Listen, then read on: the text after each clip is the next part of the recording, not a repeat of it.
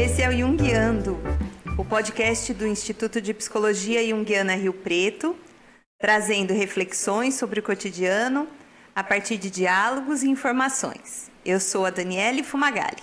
Eu sou a Maiara Suguaia. E eu sou Patrícia Lopes. Somos psicólogas junguianas e neste podcast vamos falar sobre psicologia, literatura, sobre a vida e o que mais acharmos que devemos falar.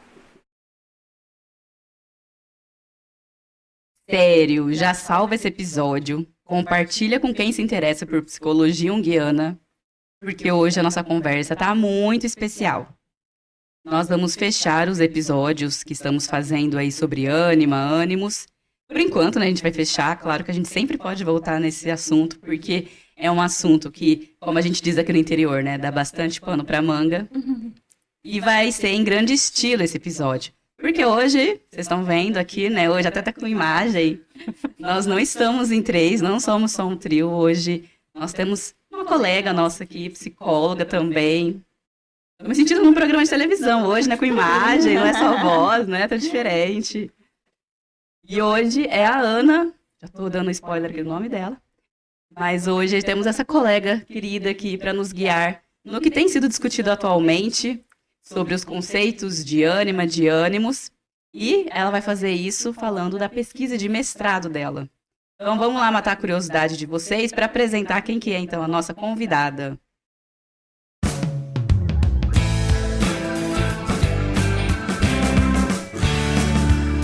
E o que a psicologia tem com isso? Seja bem-vinda, Ana, no nosso podcast. É um prazer ter você aqui.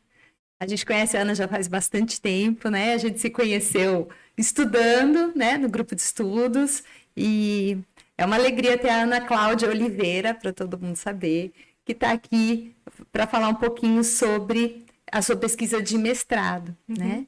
Ana, se apresenta para a gente, fala um pouco sobre como você chegou na psicologia, como você chegou na psicologia analítica, conta um pouquinho da sua história. Tá bom. Bom, como eu cheguei na psicologia, não foi algo assim, muito bem pensado, raciocinado, aquela ideia de vou fazer psicologia, porque é algo que eu amo. Eu conheci a psicologia na psicologia mesmo, né? Quando eu entrei, escolhi, que era um curso que eu achei legal ali, que não tinha matemática. E aí eu fui gostar, fui ver, conhecer mesmo a psicologia estando lá já. E a psicologia analítica foi perto já de finalização do curso. Aí eu fui procurar uma terapia também. A minha primeira terapeuta, por acaso, era junguiana. E aí, nessa que eu fui descobrindo Jung, fui lendo, fui entendendo quem é, fui entendendo mais ou menos o universo junguiano e tal. E aí foi um amor eterno até o momento. Onde que você fez faculdade? Mackenzie. Mackenzie. Em São Paulo. Terminei em final de 2013, não, final de 2012, né? Final do ano. E aí, em 2014, aqui em Rio Preto, eu comecei com a clínica, que a clínica também foi meio por acaso, porque eu cheguei aqui, não era daqui. E aí vou fazer alguma coisa, né, na psicologia, então vou trabalhar na clínica. E aí, não parei também. Fui dando continuei, já estou desde 2014 na clínica mesmo. Sem muitas outras opções. E agora você está fazendo o mestrado na PUC de São Paulo. Na PUC de São Paulo, isso. Agora estou finalizando já o mestrado, já praticamente finalizei, estou dando os arremates assim, no trabalho, a parte final, que é a análise, né, conclusão. E está saindo um trabalho bem interessante, assim, eu gostei bastante de fazer, assim, foi um universo muito rico, assim, que eu fui adentrar, muito interessante, assim, de conceito, não só de conceito, assim, né, mas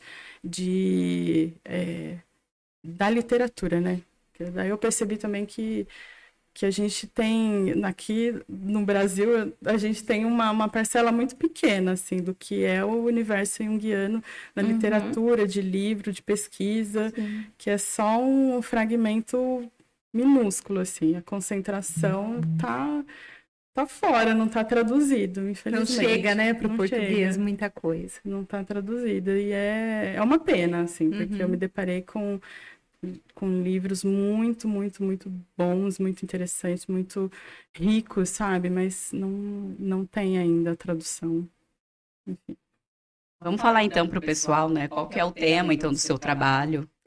O nome do meu trabalho, o título é Nuances Transmasculinas, um olhar junguiano. E partiu da minha experiência clínica mesmo, a ideia de fazer esse trabalho.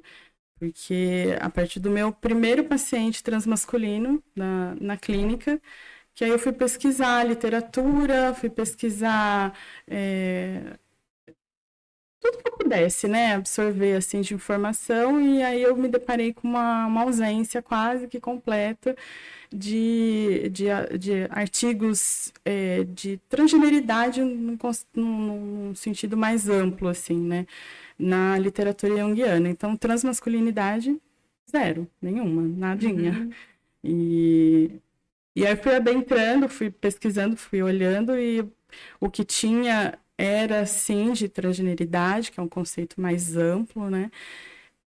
Fora também do Brasil, não tem muitos estudiosos, assim, que fazem a publicação. Talvez se fazem, não chega a ser publicado, né? E aos poucos fui conhecendo outros profissionais também que trabalham com a temática, mas com a temática específica da transmasculinidade eu não achei. Não tinha ninguém. Eu fiz um contato por conta da clínica mesmo, né, com o Instituto Brasileiro de Transmasculinidades lá de São Paulo. Ele tem uma amplitude nacional e tem as subsedes, né, regionais, que é por estado.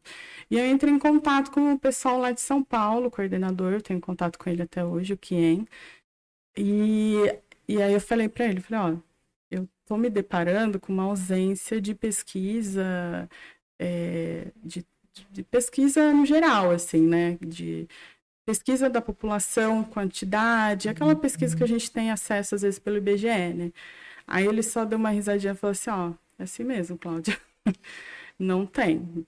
A gente não se depara com uma defasagem muito grande mesmo não só de pesquisa acadêmica, mas de pesquisa de saúde pública mesmo, sabe? Então, Demografia básica. Exatamente. É uma maneira de negar também, né? Essa condição. Invisibilizar totalmente, sim.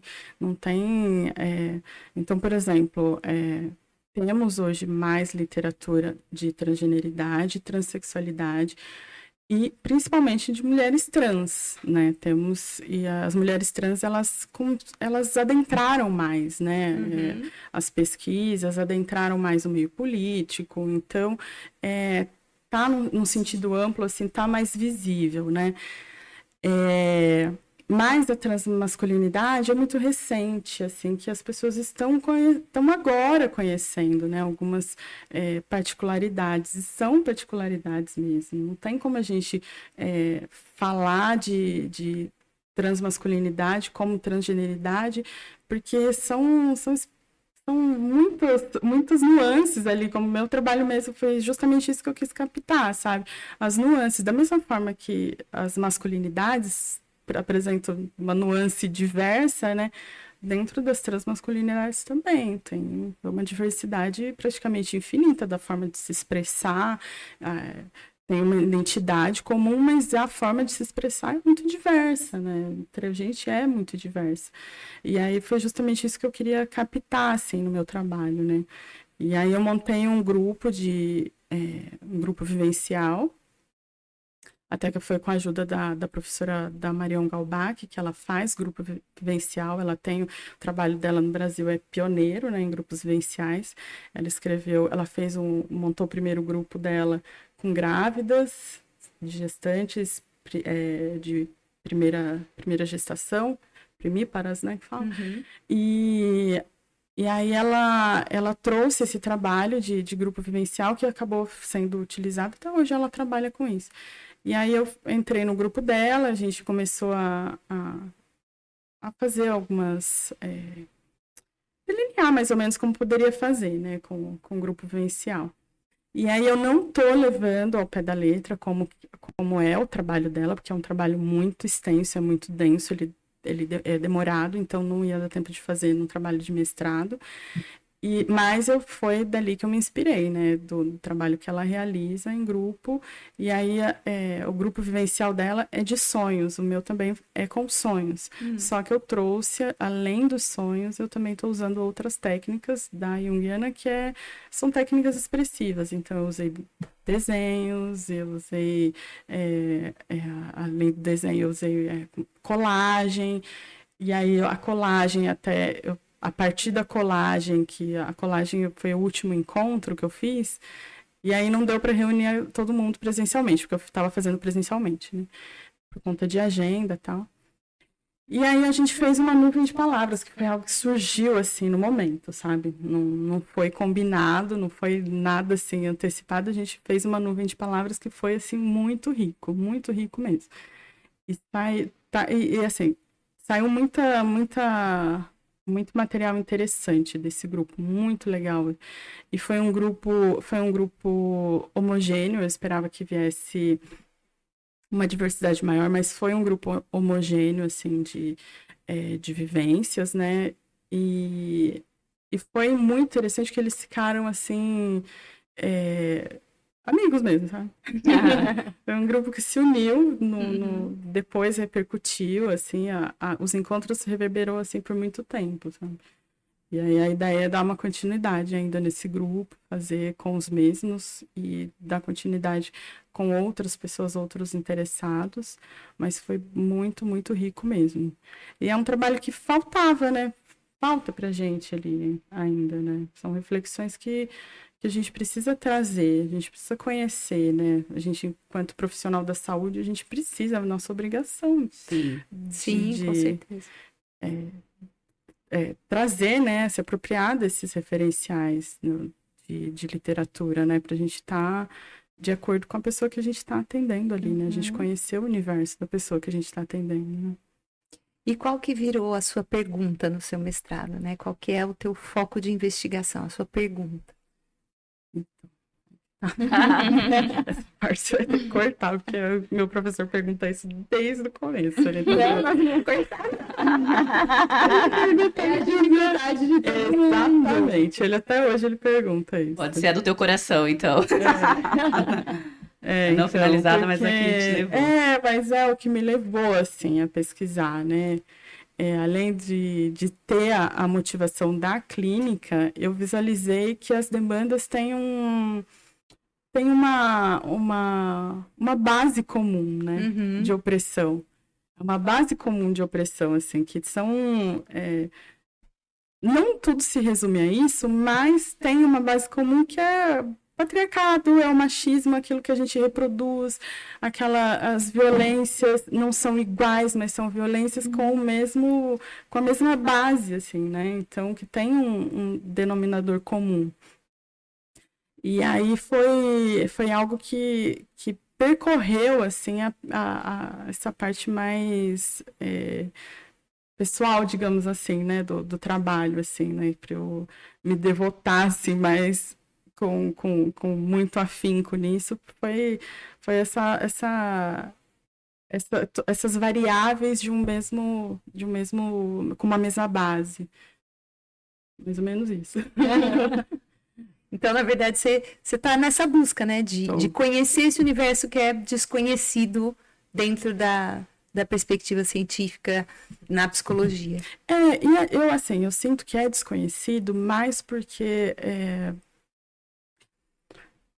é desconhecido e não é, sabe? Porque eu acredito que tem uma resistência muito grande ainda das pessoas acessar. Tem uma resistência muito grande, porque uma das coisas que eu ouvi, assim, durante o meu trabalho é um tema polêmico, então vai dar polêmica, a gente não quer polêmica, então acaba sofrendo um apagamento, porque as pessoas às vezes não querem mesmo adentrar, sabe, esse universo. Então, por muitos fatores, assim, de uma forma, uma leitura mais simbólica sobre isso, né? Por que a gente não quer adentrar? Quem que faz, né? Quem que delimita o saber, né? Quem que delimita? Quem ainda está cerceando os saberes, né? Quem tá na mão de quem os saberes, né? Então, são questionamentos que a gente precisa fazer. Por que ainda não tem pesquisa? E aí a gente vai ver, né? Vai a fundo, porque, peraí, na mão de quem que estão os saberes, né? Uhum. Quem tem a ferramenta para dizer o que pode ser pesquisado, o que não pode ser pesquisado, né? Então, principalmente para mim, assim, foi muito claro que foi mais ou menos isso, assim, que causa, digamos assim, entre aspas, né, o não adentramento, sabe, na pesquisa, nesse estilo de pesquisa, assim, que envolve gênero, sexualidade, transexualidade. A gente vai tocar em algo que está muito consolidado, muito forte, né? A gente está falando ali de pessoas que produzem e reproduzem saberes, então é algo que está muito consolidado e que ninguém, se a gente tem o poder ali nas mãos, a gente não quer perder, né? Então, se a gente for falar dessas questões, a gente vai mexer num lugarzinho que as pessoas talvez não queiram olhar por medo de perder, né? O lugar delas. Então, tem muito disso também. Ô, Ana, você poderia explicar pra gente o que seria essa transmasculinidade, pra quem não sabe, né? Falar um pouquinho? A transmasculinidade, numa leitura geral, assim, né, de uma forma genérica, são pessoas que elas nascem e elas têm uma leitura de gênero, elas têm o gênero interpelado a partir da leitura do sexo biológico feminino. Então, tiveram uma leitura de gênero a partir do sexo biológico como feminino e recebem a denominação de uma pessoa do sexo feminino, do gênero feminino, que deveria ser... que ela deve condizer com aquela ideia que a gente faz, né, do que é ser mulher, do que é ser uma pessoa que está no gênero feminino. Em alguma medida, essas pessoas não se identificam com o gênero atribuído. Não necessariamente algo que sempre uma pergunta que sempre percorre assim sobre o meu trabalho é isso. Fala assim, mas são pessoas que já fizeram, estão fazendo cirurgias? Não necessariamente. Mas elas se autodeterminam, elas se autodenominam transmasculinas, porque em algum grau elas não se identificam com o gênero atribuído. E é isso. Não se identificar com o gênero, é uma identidade de gênero. Então, a identidade de gênero, na minha pesquisa eu coloco até, né, que ele vem da ordem do intrapsíquico, né? Então, diferente da expressão de gênero. A expressão de gênero vem da ordem do interpessoal, é como eu me apresento, é equivalente à persona, né? É como eu me apresento, como quero que o outro me veja, a partir daquilo que eu estou, do que eu estou representando. Então, através de vestimenta, através da minha aparência física, então isso fala de expressão. Também tem uma infinidade, uma variedade de formas, maneiras de se expressar muito diversa, muito plural.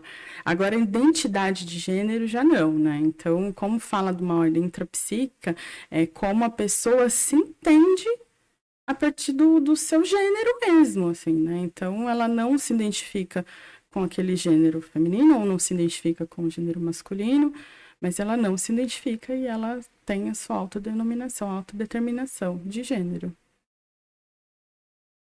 Até porque, e acho que são coisas que a gente tem conversado de forma recente, né? A diferença entre sexo biológico, gênero, orientação, né, de afeto.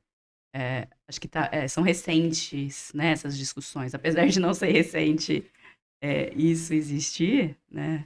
A gente sabe que as discussões são muito recentes sobre isso, né? Assim. Porque agora eu sinto que a gente está tendo mais liberdade para falar. Né? Então, a gente está tendo mais liberdade e as pessoas estão reivindicando o lugar delas na sociedade, né? Então, a gente está tendo essa liberdade de falar sobre isso, porque em algum lugar alguém vai reivindicar o lugar dela na sociedade, vai reivindicar que seja tratado pelo nome que ela autodeterminou, que tenha um espaço para ela frequentar o lugar, não só um espaço, não só espaço público, né, mas de saúde, né, onde ela possa se tratar, então, onde ela possa receber cuidados essenciais, cuidados básicos de saúde, né, então, uma das questões, assim, que eu me deparei, que furou a minha bolha clínica completamente, foi quando a pessoa me falou assim, olha, eu nunca fui atendido por um profissional da saúde que não tenha usado o meu nome com que eu me apresentei. E aí eu falei, bom, então eu não consigo acessar um sistema público, nem particular de saúde, para fazer o tratamento que eu gostaria de fazer, não só com relação à minha identidade de gênero, mas com relação a uma necessidade básica de tomar um remédio simples para dor de cabeça que eu estou sentindo ali, eu não consigo. Porque eu tenho medo sempre de passar por um constrangimento, sofrer uma transfobia. Então, furou minha bolha, porque no sentido de a gente tem uma liberdade de transitar por qualquer ambiente. E o nome é a expressão mais básica da identidade de uma pessoa, exatamente, né? A expressão mais básica. Então, imagina uma pessoa que ela não consegue ter autonomia, ter uma autonomia básica, uma liberdade básica que a gente tem, né? Então, de ter acesso a um lugar público, um local de saúde. Então, foi bem perturbador, assim, na época, né? E aí, depois eu refletindo hoje, assim, diante de toda a pesquisa que eu fiz, é muito possível entender, né? Porque isso acontece, porque são violências concretas, né? São violências muito concretas e muito cruéis, assim, né? Que atinge um lugar muito profundo, né? Fala da identidade da pessoa, né? De como ela gostaria, como ela se identifica no íntimo dela, não é respeitado de forma nenhuma, em lugar nenhum, né? Às vezes nem em casa, nem para a família, maioria das vezes, né? Quando eu trabalhava no CREAS, eu passei por uma situação parecida. Eu acompanhei um moço, né, que ele estava nesse processo, né, de transição. E aí ele tinha o nome que ele gostaria que a gente identificasse, só que ele chegou lá pra mim no CREAS, que trabalhava violências, porque ele sofreu violências institucionais na escola e no CREAS de referência. Então, é justamente isso que você falou, né? Foi uma bolha. Você fala, da onde, né? Por quê? É o lugar que ele tem que se sentir acolhido e ele não se sentiu. E aí é brigar contra instituições do setor público pra falar, viu, o básico que tem que fazer é chamar ele pelo nome que ele quer, né? Tratar ele minimamente com o respeito que ele tá pedindo, como qualquer pessoa. E aí é uma violência mais difícil de quebrar ainda, não que as outras não sejam, mas é uma violência uma dimensão estrutural muito grande, né? Sim, exatamente. E que as dores do individual vão ter muita questão no coletivo, né? A questão que a pessoa traz ali pra gente na clínica, né? Até você estava comentando, a gente estava conversando aqui antes de começar a gravação, de fato, e a Ana comentou, né, que você atendeu um caso. E depois esse caso foi indicando, né? Foi indicando. E aí eu percebi que foi justamente pela... Não tem mesmo, né? Não tinha profissional. Então, uma pessoa que sentiu, que ele se sentiu acolhido, sentiu confiança, não, vou passar para outras pessoas. Aí desencadeou, né? Quase uma rede, assim. E aí hoje eu sou psicóloga lá, voluntária lá pelo IBRAT. E isso, assim, são casos, assim, recorrentes. Às vezes de grau menor ou mais alto, mas é muito pesada. São pesadas as violências que eles sofrem, assim, né? O que é IBRAT? Instituto Brasileiro de Transmasculinidade, de São Paulo. Bacana. Conta pra gente, então. Bom, conta uma curiosidade. Eu e a Ana, a gente divide sala, né? A gente atende no mesmo consultório, então eu fui acompanhando um pouco, né, Ana, ao longo desses anos todos. ela ia me contava um pouco das coisas que ela estava vendo, enfim, a gente conversava um pouco. Mas eu acompanhei, né, de longe um pouco essa jornada e vi que foi muito desafiadora, Sim. né? Tiveram, inclusive fisicamente, né, demandou de você ir lá para São Paulo direto e tal. Sim. Queria que você contasse para a gente como que você organizou o trabalho, né? Você falou que teve o grupo terapêutico, trabalhou sonhos, mas de forma didática, como que você foi organizando, assim, o seu trabalho de mestrado? Bom, o grupo vivencial, ele não é terapêutico, ele não tem essa ideia, ele tem uma possibilidade de ser terapêutico, mas ele não tem essa intenção de ser um grupo terapêutico. Então, o grupo vivencial, as pessoas, elas se reúnem em roda, né? E cada um conta o sonho. E a forma com que eu organizei é uma forma minha. Não é o meu método, eu busquei o referencial da Marion Galbach, mas não necessariamente foi exatamente como ela estruturou. Então, as pessoas contam esse sonho, eles contaram o sonho, cada um trouxe um sonho, eu pedi isso já antecipadamente, né, para que levassem um sonho. E aí, na leitura de sonhos, as pessoas, cada um vai se relacionando com o sonho do outro. E aí, no outro encontro, é escolhido um sonho, que se torna um sonho do grupo, não é mais um sonho individual. Então, esse sonho do grupo vai ser trabalhado as técnicas expressivas a partir desse sonho escolhido. E aí, o que foi muito interessante, que daí eu tive que reestruturar um pouco, né? Porque a gente vai com uma ideia achando que aquilo vai sair exatamente assim, né? Não. E aí o que eu tive que... Porque teve um sonho específico que não foi uma escolha determinada, que eu que pedi, né? Agora vocês vão escolher esse sonho. Não foi uma escolha determinada, mas foi uma escolha quase que, assim, ao acaso, pela sincronicidade, sabe, do que tá, porque tocou muita gente ali, né, o sonho. Então, esse sonho eu vou trabalhar como um sonho que pertenceu ao self grupal, digamos assim, né? Legal. O self grupal não é um conceito junguiano, o conceito junguiano é do self, mas é equivalente. Então, é um conceito que ele é usado pela Laura Vilares, que é a professora da USP, que ela trabalhou com grupos vivenciais também. E aí essas imagens desse sonho, assim, foi algo que foi muito impactante, assim, e ele foi reverberando por muito tempo. Tanto que um deles um dia falou para mim, falou assim, eu tô pensando até levar aquele sonho para trabalhar no teatro, que ele tem um teatro, como isso pegou diferente. E aí um sonho que foi a escolha deles, né, um sonho que foi escolhido conscientemente, foi um sonho que tem a ver com a vivência deles como transmasculinos, homens trans, que fala um pouco sobre a experiência deles no mundo. É como os outros veem eles, né, como da perspectiva do outro, assim, né? Então, é um sonho... eu não posso entrar em detalhes no sonho, mas ele é um sonho, assim, que ele pegou uma coisa mais no sentido mais coletivo, sabe? Da coletividade, assim, como se algo que eles se sentiram representados no sonho por conta da vivência coletiva deles ali, né, enquanto um grupo de identidade. Foi bem interessante. E aí, bom, no começo do trabalho, precisei buscar referenciais fora da psicologia junguiana, né? Fora da psicologia analítica. Então, adentrei um pouco no mundo da sócio histórica, adentrei um pouco na filosofia, não com muita propriedade, mas, né, dentro do que eu conseguia abarcar ali e colocar no meu trabalho.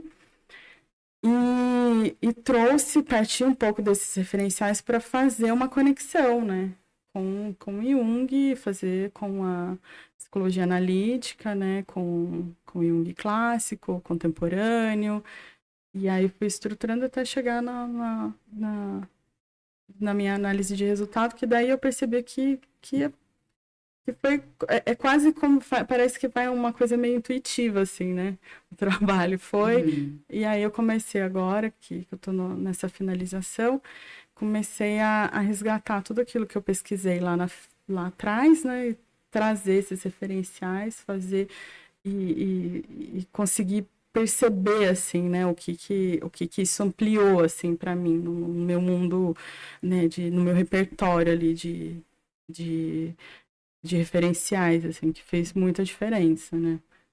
Ir lá para fora para depois voltar. É quase um movimento que a gente faz. Na vida, né? Na vida, Você fez né? o caminho da individuação aí no trabalho, exatamente, né? a individuação do trabalho. Vai lá fora. Vai lá fora, gente... descobre o mundo, depois você volta. Exatamente. Esse Muito bom. caminho.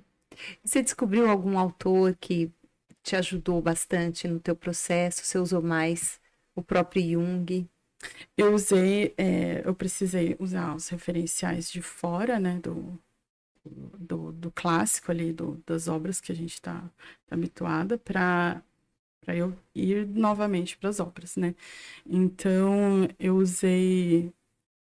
o que eu mais usei foi o casal Ulanov, que é a Anne e o Barry Ulanov, e o Stein, Murray Stein, eu usei bastante também. Samuels, usei a psique coletiva, usei Hillman. Hillman tinha que começar com o Hillman, porque foi o Hillman, né, que trouxe, que é o principal, né, que é o referencial dos desdobramentos, né, da psicologia clássica. Dentro da literatura, assim, de livro, né. Agora, dentro da parte mais científica, da parte mais de revisão bibliográfica, né, também eu precisei muito pegar lá fora. Então, os autores que falam sobre relações de gênero, falam um pouco sobre transgeneridade, não adentram muito, mas falam principalmente sobre as relações de gênero e passam pelos conceitos de ânima e ânimos, né. Então, que são leituras bem, bem interessantes, assim. Tem até um texto que eu estou usando, que ele teve a primeira publicação, aí alguém não gostou muito da publicação, aí foi lá e rebateu, fez uma resposta àquela publicação, aí a resposta da publicação veio, aí acho que foi mais ou menos uns 3 textos, foi a resposta da resposta, sabe? E aí eu fiz justamente eu pontuei isso, porque isso acabou agregando muito, assim, Sim. né, e trouxe para o meu trabalho, deu para fazer essa reflexão, assim, do que é, né, trazer, a gente tem que trazer de alguma forma, alguém vai rebater, não é isso, e aí alguém vai rebater também, então é daí que parte, né, daí que começam a vir as reflexões, né, então se não falar nada, não tem. Não tem a discussão, não né? tem a O discussão. mestrado é isso, né? Alguém rebatendo e você rebatendo. Exatamente. Então foi assim, foi muito interessante, assim, adentrar essa literatura.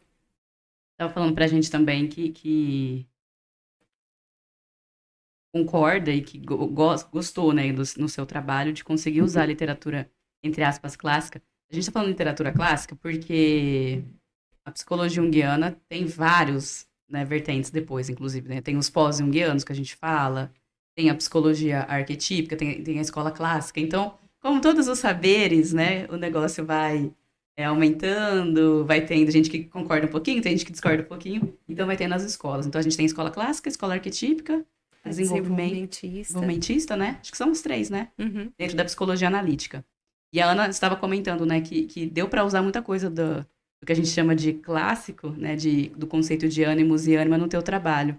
Queria que você falasse um pouco, assim, então, porque acho que, e eu já vi muito essa crítica, né, a gente até também vai conversar sobre isso numa outra entrevista que a gente tem com uma outra convidada, já fico spoiler, mas a gente falou bastante disso, né, do como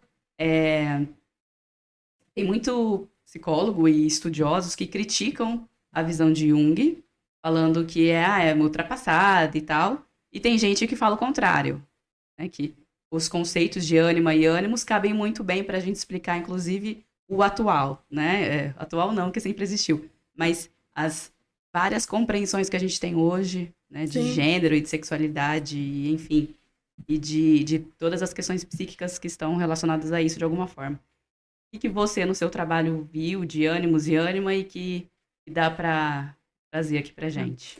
Assim, primeiro é importante a gente localizar um pouco Jung, né? Para não colocar ele também como um vilão, né? A gente está falando de um homem europeu, a gente está falando de um homem que ele é médico, né? Então, a gente o Jung, antes da briga com... Da briga não, Da né? treta dele com Freud? Então... Da ruptura. Ele... a gente sabe, né? Foi aí depois ele partiu para algo mais profundo, né? Sim.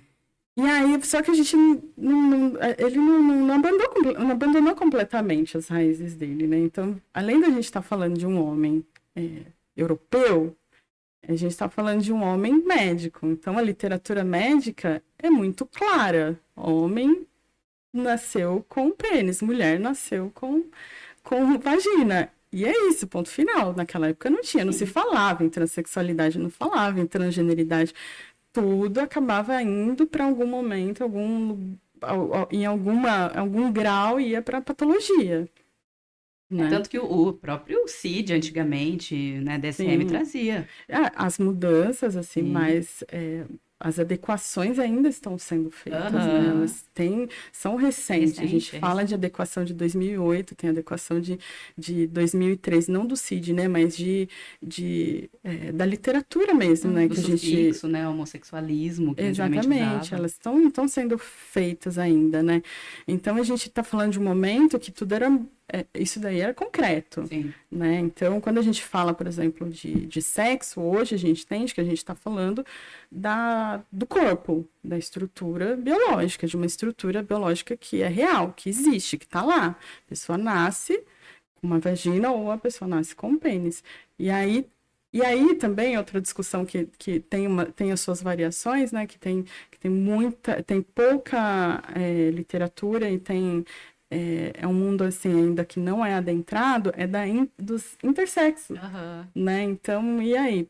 Como que a gente vai trazer as nossas reflexões de acordo com a psicologia analítica para a pessoa que não tá enquadrada, né? Não tem um enquadro específico que ela precisa às vezes a medicina vai e faz uma série usa uma série de recursos para encaixar, para enquadrar ali, né? Então, a gente está falando de uma época que o gênero era interpelado pela leitura do sexo biológico. Então, isso é concreto. Não tem como ele falar de outro tipo de fazer um outro tipo de leitura se aquilo ali era um fato. Uhum.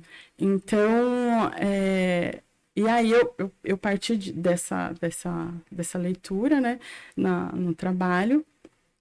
E aí eu puxei, falei, né, quando eu falo da ânima e ânimos como aquele conceito básico, né, bem junguiano lá na raiz mesmo, né, o conceito da contrasexualidade. E aí eu vou trazendo os autores contemporâneos, não necessariamente autores contemporâneos que sejam de outra escola, né, que não seja a clássica. Então, eu trago Hillman, que é da arquetípica, mas eu trago outros autores que não são da arquetípica, que não são do estruturalismo, não são de outras escolas, né? Que eles falam a partir da ideia do Jung, né? Então, eles trazem um conceito claro de ânimo e ânimos, ânima e ânimos como o par arquetípico mesmo, né? Aquele par que está ali com a função da gente ter acesso, da psique ter acesso a uma imagem profunda, né? Então, que isso vai contribuir na individuação. Então, foi mais nessa linha que eu peguei.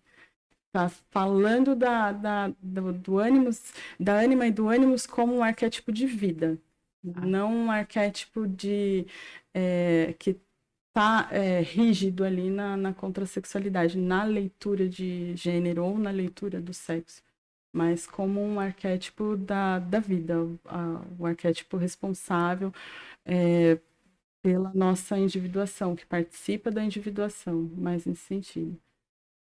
Porque acho que quando a gente pega lá nos textos clássicos, e a gente até fica, né, para decorar quando a gente é estudante de psicologia, quem está começando a estudar psicologia junguiana, a gente às vezes acaba se acostumando a falar, né? O ânimos é o arquétipo do inconsciente da mulher.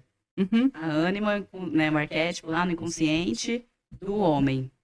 E quando a gente entende que não só da mulher, do homem, né, não está ligado ao gênero e ao sexo biológico, como a Ana falou, a gente entende que tem algo a mais, né? Que é de como a pessoa entende. Então, se a pessoa se entende como homem e qualquer coisa masculina, aí seria a ânima. Seria o par oposto. Então, eu não estou fazendo essa oposição necessariamente, entendeu? A oposição que eu estou fazendo, eu não chamo nem de oposição, mas eu estou fazendo como um contraponto, assim, sabe? Então, o contraponto da ânima e do ânimo seria quem? A persona, né? Então, o Jung, ele fala isso na literatura, né? No livro, ele fala assim, personalidade... A persona é como se fosse nossa personalidade exterior. Então, a gente também tem uma personalidade interna. E essa personalidade interna é representada pela ânima e pelo ânimos. Então, é a partir dessa visão dele que eu trago. Legal. Então, ele fala até... Tem um autor que eu trago para salientar, que ele traz até justamente do Jung, né? Que ele fala assim, que a função do par arquetípico ânima e ânimos é nos atrair para um mundo além do ego. Então, iniciar o contato com as pessoas, coisas, ideias que compõem os conteúdos psíquicos dos continentes mais profundos do inconsciente. Então, que a gente é como a gente constrói o nosso relacionamento consciente. Né? Então, é a partir dessa visão, digamos assim, dessa imagem, né, de ânima e ânimos que eu estou trazendo mesmo, né? Desse ponto mais... sem fazer essa contraposição o tempo todo, sabe? A contraposição contrassexual. Não quis muito adentrar nisso, né? Tem uma passagem do Stein que ele fala, né? Fala se é possível falar sobre ânima e ânimo sem a gente falar sobre gênero e sexo. É possível. Então, se é possível, eu vou trazer isso para o meu trabalho. E aí em nenhum momento o Stein ele fala em autores pós-junguianos ou contemporâneos, ele está específico no Jung, né? Ele está falando a partir da ideia que o Jung trouxe. Então, é isso que eu estou tentando fazer quando eu falo sobre que eu estou partindo da leitura clássica. É porque, como a Ana mesmo falou, né? E aí, nos episódios sobre ânimos e ânima, a gente falou bastante isso, né? Eles são a ponte para o inconsciente, né? Muito legal. Exatamente. É esse ponto que eu quis trazer, sabe? Que é como ponte, como um veículo, como a possibilidade do ego tocar, né? O inconsciente de alguma forma.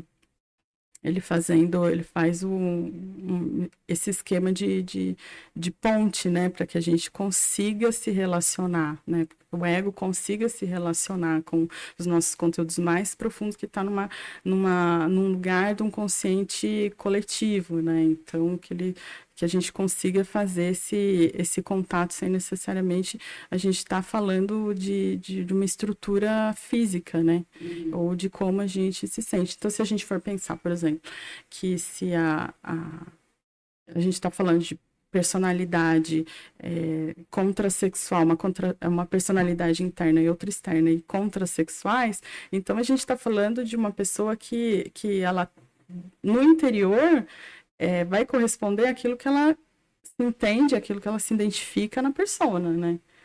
Então, se ela se identifica na persona, não se identifica com o gênero feminino, provavelmente a personalidade interna, a personalidade interior, como me fala, não vai se identificar com com uma estrutura biológica, mas sim como a pessoa está se identificando. Uhum. Né? Esse é o contraponto da persona. É. Legal. Muito legal. Eu sei que você não pode contar do sonho, né? Não precisa, mas só uma curiosidade. Apareceram bastante essas imagens, assim, nos sonhos? Ânimos, ânima. Então, como no contexto de grupo, a gente não faz uma análise como na clínica, Uhum. é muito diferente, a gente não vai esmiuçar mais nesse sentido de clínica. Sim, aparecem imagens femininas, aparecem imagens masculinas, aparecem imagens que são feminino e masculino numa só. Então, que através de animais, por exemplo, isso apareceu mais. Lá no congresso foi muito interessante, que foi um trabalho que eu achei assim, fiquei vidrada nesse trabalho de um pessoal da Argentina, que eles estavam investigando o aparecimento nos sonhos de arquétipos andrógenos. E eu achei, nossa, muito interessante, mas eles tiveram até umas críticas, falaram assim, de novo, falando de arquetípico, falando de anime, porque não sai disso, porque isso remete a um essencialismo e tudo mais, né? Mas eu penso sempre, né, que a gente não pode negar um pra gente falar de outro, né? E aí, mas eu achei muito interessante, muito, muito, muito, porque isso foram imagens que apareceram no meu trabalho. Uhum. Imagens que não têm gênero. Imagens que não têm principalmente, por exemplo, o sonho que foi escolhido conscientemente, são figuras que não têm gênero. São figuras que não tem gênero, não tem, é um corpo amorfo, assim, não tem não tem estrutura de uma identidade, aí as pessoas vão falar, mas, né, já querem levar para uma leitura mais patológica, né, mas quando eu vi aquele trabalho lá, eu falei, gente, é isso que o meu tá falando, né, Sim. tem alguém que tá ali, foi uma parceria que eles fizeram, o Instituto Jungiano da Argentina, com mais 3 países, agora eu não me lembro quais foram os países. Então, tinha acho que para mais de 5.000 sonhos.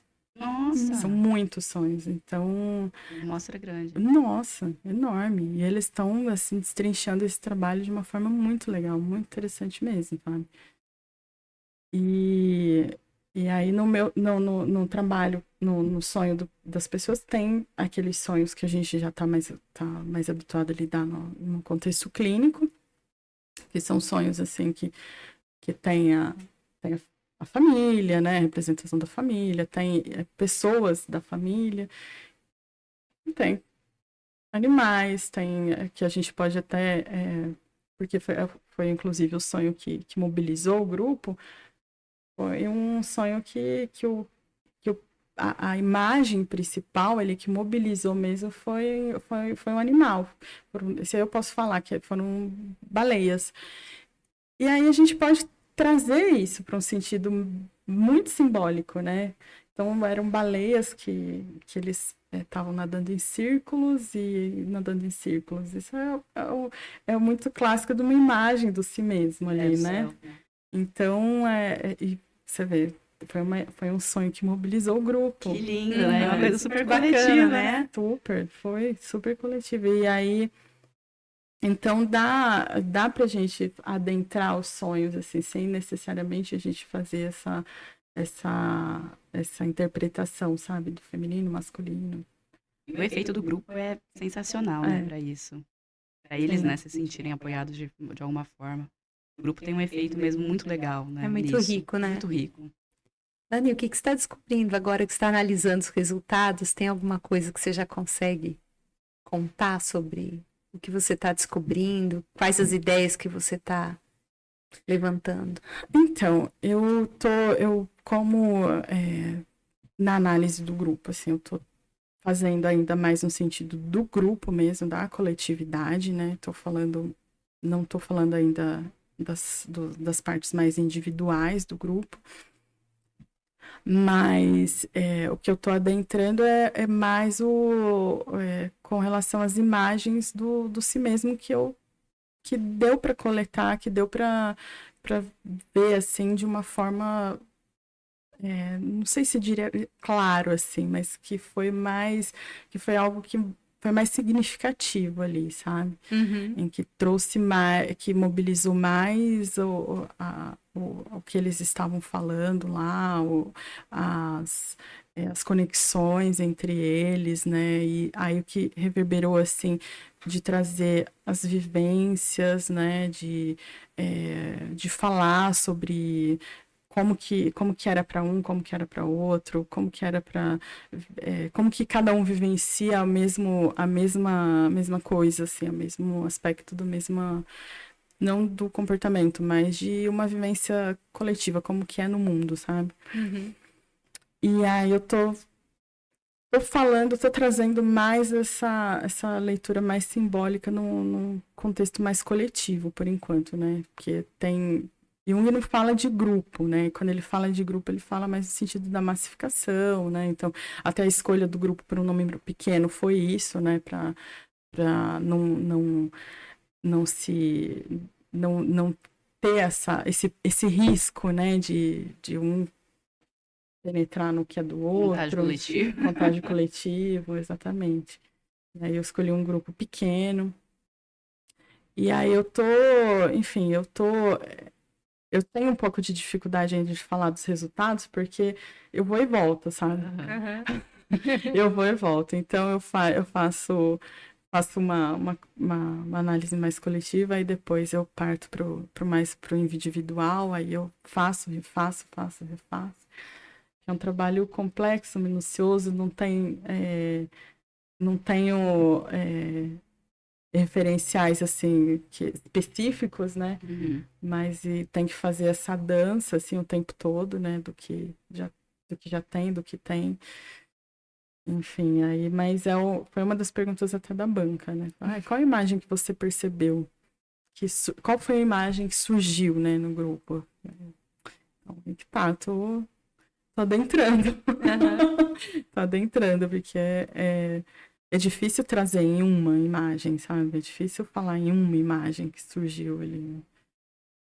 Ainda é muito prematuro. Talvez, às vezes eu fico pensando, eu acho que daqui um ano eu ainda tô... Sim. Ainda vai estar reverberando. Não só em você, pode ter certeza, no grupo. Que eu penso, às vezes, assim, nossa, eu tô fazendo desse jeito, com certeza daqui um ano eu vou pensar, eu deveria ter feito de outro jeito. Com certeza. A gente faz isso o tempo todo, né? A gente nunca acha que tá bom. E o que o trabalho trouxe para você de aprendizado? Você tem visto isso na clínica? Tem reverberado para você de alguma forma? Aí a gente, assim, principalmente vê as pessoas de uma maneira, assim, única, sabe? De a gente entender, né, o contexto que ela tá, o contexto que ela vive, mas a gente olhar sempre como uma pessoa ali como único, né? Como uma pessoa que acabou de chegar, como sendo ela a única pessoa que, na verdade, né? A única pessoa que é daquela forma que está se expressando ali para mim, que está se apresentando ali para mim. Então, entender, né, que dentro da complexidade das pessoas, às vezes tem algo muito individual, muito, muito próprio daquela pessoa, né? Que é algo que eu vi muito isso, assim, no grupo que eu tava trabalhando, né? Que tem algo muito, muito comum ali, mas quando a gente percebe, tem o individual ali, se sobrepõe, né? Que é isso, né? A gente é muito complexo, né? A pessoa é um universo, né? Literalmente. Exatamente. Legal como você fez nesse movimento de entender o todo, né? Do contexto, mas no final das contas é o que a gente faz na clínica, né? A gente sempre entende o coletivo, entende o social, mas no final de contas sempre é a pessoa que está ali na nossa frente, né? E isso é que importa, e cada pessoa é literalmente um universo, né? Muito bom. Que bacana, né? Querem fazer mais perguntas? A gente já exauriu a Ana de 50 minutos de sessão, Ana. Foi 50 minutos. Foi. Você vê que o psicólogo tem o time, né? 50 minutos gravado. Muito bom. Ana, quer falar mais alguma coisa? Eu quero agradecer vocês, porque é a primeira vez que eu tô falando do meu trabalho, assim, Ai, com que pessoas legal. que estão fora do... Prazer. Vai treinando, que eu tenho certeza que muito congresso ainda vai falar sobre ele, porque ele é muito bom, o tema é muito É legal. muito interessante a forma que você vê o ânimo e a ânima. É, o ânimo sim. e a ânima, assim, dessa perspectiva de partir do clássico para outras perspectivas, nossa.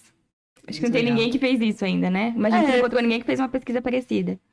Eu acho que até tem, sabe? Mas é que Bem como pouco. não é publicado, Sim. como a gente não tem acesso, às vezes a gente fica também achando que não tem, mas Uhum. algum lugar tem. Não tem. Como eu tô no mestrado, eu tô fazendo uma pesquisa, eu preciso de uma revisão, e eu tenho que partir de uma revisão bibliográfica, então a pesquisa que eu fiz não tem. Uhum. Não existe, né? Que legal. Mas assim, são formas, né, da gente falar da mesma coisa sem a gente precisar sair do contexto, sem a gente fazer uma crítica que saia de lá completamente, né? A gente pode ficar, que é algo que eu tenho uma colega lá que ela sempre fala, né? As pessoas perguntam para ela se ela é junguiana clássica, se não é, não sei o quê. Aí ela fala assim, eu me entendo como junguiana clássica, porque a partir do momento que eu não sou não me identifico com uma outra escola, não tem como eu não me dizer clássica, né? Então, eu estou fazendo o que muita gente deveria fazer dentro da escola clássica, é trazer desdobramentos a partir do que já tem. Porque a literatura junguiana é muito rica. E sim, o Jung ele falou de uma forma muito unilateral em diversas fases ali do trabalho dele. Mas não tem como a gente também querer que ele falasse sobre tudo, né? Inclusive de coisas que nem se falavam. Era contexto, E ao longo da vida dele, ele mesmo foi, aquilo que eu disse, não, peraí, não é mais assim. Se ele vai fazendo isso, por que a gente também não pode fazer isso contextualizando, né? É importante que se faça. Tem um artigo que eu usei do Gustavo Pessoa, lá da Sociedade Junguiana, da Sociedade Brasileira Junguiana. Ele fala assim, ele fez um trabalho, a monografia dele, né, para analista, ele está falando sobre complexo, ele desenvolveu esse nome, ele falou até que eu perguntei para ele, né, vou usar seu trabalho e tal. Esse nome foi você que trouxe? Ele falou assim, foi eu que criei essa hipótese. Que ele fala que o texto dele é de complexo heteropatriarcal. Ele fala de complexo. E ele fala no texto dele, é muito interessante isso, sabe, de ler. Ele fala assim, que possivelmente o Jung, quando escreveu Ânima e Ânimos, ele estava também... falando do próprio complexo dele. Ele estava, assim, tomado por um complexo sexual. Ele estava porque fazia parte da época, ainda faz parte A gente vivencia esses complexos de sexuais, de gênero e tudo mais. Ele falou, sim, é possível que ele estivesse, sim, tomado. Porque ele fala assim, em alguns momentos a gente vê o Jung falando de uma forma muito bonita, muito clara. E outra, parece que ele está falando especificamente de alguém. Ele tá falando da ânima dele. A ânima dele tem uma hora que ela inferniza ele ali, dá pra perceber, né? Nos escritos iniciais, principalmente. E ele fala assim, Jung, quando ele fez... quando ele desenvolveu, né, a teoria dos complexos, ele foi lá no científico. Agora, quando ele fala de ânima e ânimos, ele faz de uma forma completamente dedutiva. E ele traz isso. Se ele está fazendo por dedução, como que não vai ocorrer? Como que ele não vai envolver o pessoal dele, né? Não tem como. E ele diz que é pessoal, né? Porque a teoria dele é baseada na experiência dele. Exatamente, a própria experiência. Minha psicologia é minha vida, minha obra é minha vida, né? Ele fala isso nas memórias. E aí, se ele está falando de algo muito pessoal, muito profundo, não tem como não ser a ânima dele ali. Faz sentido. Né? Gente, muito bom a nossa conversa de hoje. Ana, então, mais uma vez, a gente te agradece. Obrigada. Muito bom estar com colegas, assim. Eu que agradeço a vocês. E agora, então, só pra gente não perder o costume, a Ana vai trazer um pouquinho das dicas.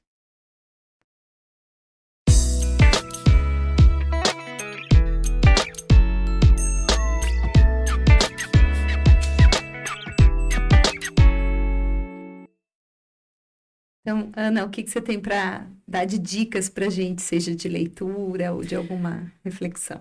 Eu trouxe de leitura mesmo, são 3 livros que eu acho assim que fez muita diferença pro meu trabalho.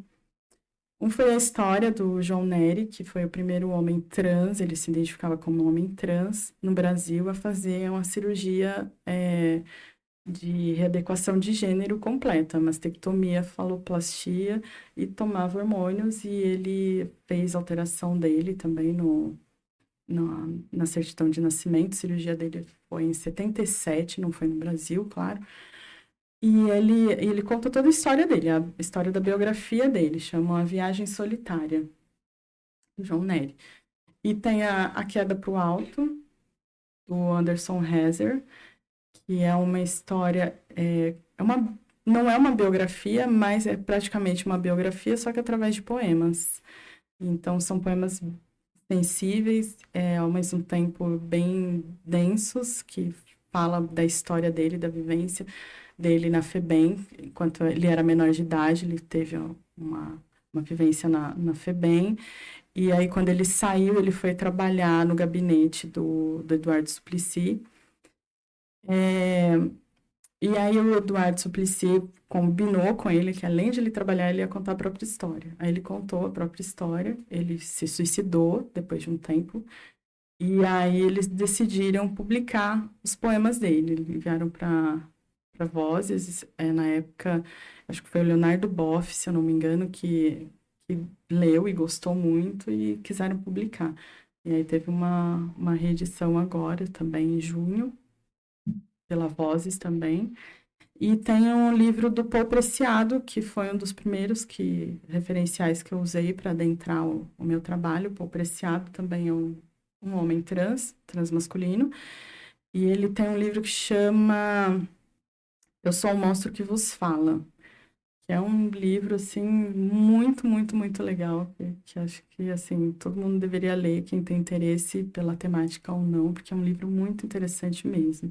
E ele fala da própria perspectiva de vida dele, assim, né? Ele tá falando, inclusive, numa plateia de psicanalista. Ele chega e começa... e aí ele já começa o livro falando, assim, né? Ele tá falando para uma plateia de psicanalistas. Nossa, bom. Muito lindo. Muitas dicas boas, então. Agora a gente vai para a nossa parte artística, então.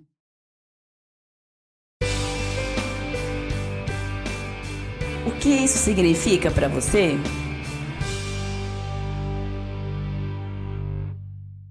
Bom, agora eu vou ler o poema do livro A Queda para o Alto, do Anderson, que a Ana já até contextualizou aqui um pouquinho pra gente, quem foi ele e tudo mais, que ele publicou pela editora Vozes.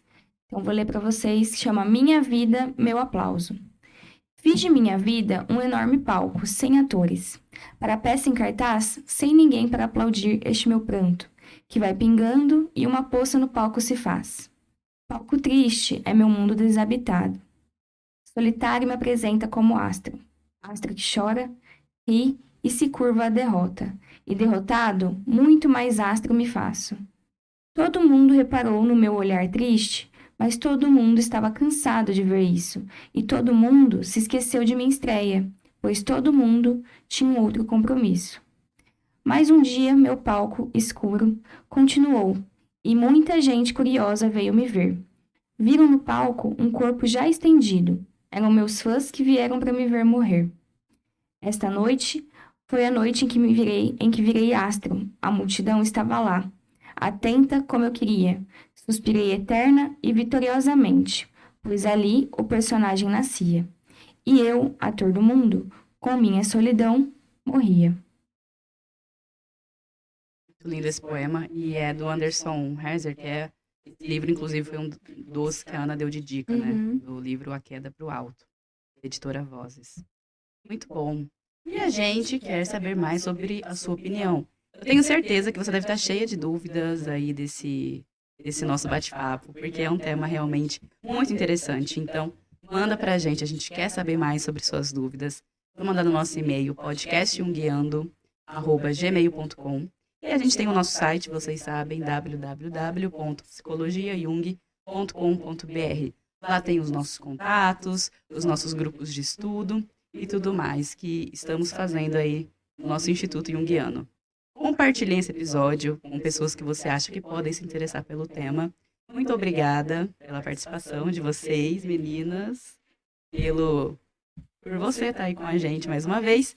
E esse foi mais um episódio do Jungiando, com a curadoria e o roteiro da Mayara, da Daniele, da Patrícia e principalmente hoje da Ana Cláudia, com a edição de som do Kleber Zumiotti. A gente se vê no próximo episódio. Até mais. Tchau, tchau. Até. Obrigada, Ana. Eu que agradeço. Obrigada a vocês pelo convite.